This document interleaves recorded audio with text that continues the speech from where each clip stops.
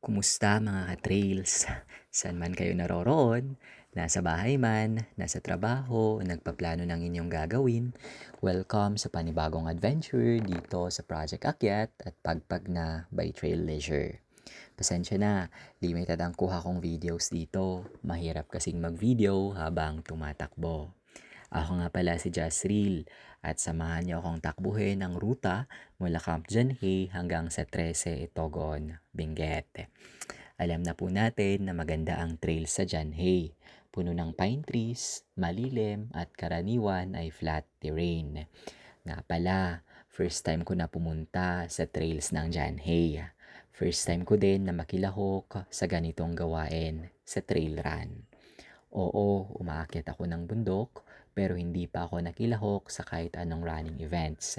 Trail run man yan o road run. So galing kaming Janhay, bumaba ng Happy Hollow, then bumaba sa Gumatdang. Ito na po ang end ng trail. This time, dito na po ay road run ang mangyayari.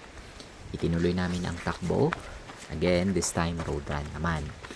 May portion na simentado, pero karamihan ay hindi. May medyo mahabang paakyat, tapos pababa hanggang sa marating namin ng lake sa Itogon. Ito po yun. Wala akong nakitang nakapaskil na pagkakakilanlan ng lake, pero based sa Google Maps, Cheska by the Lake ang pangalan. Dito sa portion na ito, dito ako nagkaroon ng mas maraming oras na mag-video kasi medyo in-appreciate namin yung view ng lake. Nag-slow down kami dito, lakad lang ang nangyari, walang takbo. Kasi nga, sabi ko nga, in-appreciate namin ang view ng lake.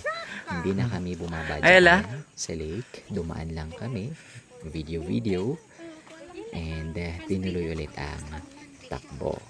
Mula sa lake ay paakyat ulit, then pababa hanggang sa Gold Creek. And so ganito pala ang road run. First time ko nga, sabi ko sa inyo, maganda itong lake na ito sa Itogon. Kaya lang, sabi ko nga, hindi kami bumaba dyan. In-appreciate na lang namin dun sa kalsada. Tinuloy namin ang pagtakbo, may paakyat ulit, hanggang at pababa hanggang sa narating namin ang Gold Creek. So ito na po ang Gold Creek. From the lake, may paakyat, then pababa, papunta dito sa Gold Creek. Kita nyo naman, hindi po simentado ang daan, rough road po yan. Pasalamat na lang po kami at hindi maputik. Dito na portion, dito po may convenience store po dito. Mabilisang merienda lang and then takbo ulit. Takbo ulit.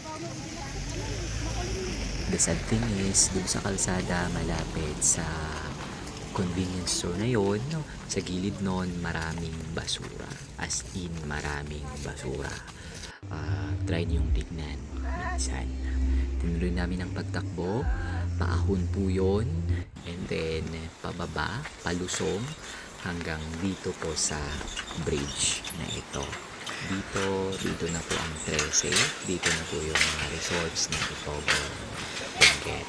Kaya na po yung mga resorts ng Itogon. Nag-cross kami dyan sa bridge na yan. Hanggang sa narating namin yung kabila sa may waiting shed. And then, pababa. Pababa na po yun. At andun na po yung 5-star. Andun na po yung sakayan ng jeep papuntang Baguio. Nagpahinga kami saglit doon sa may terminal ng jeep. At buti may naghihintay na din na jeep doon. Sumakay kami. Makalipas ang ilang minuto, umandar na siya. And yun, pabalik na kami ng Baguio. Ako po si Gael o si Jasril. Tara, akyat tayo. Subukan naman po nating mamundok.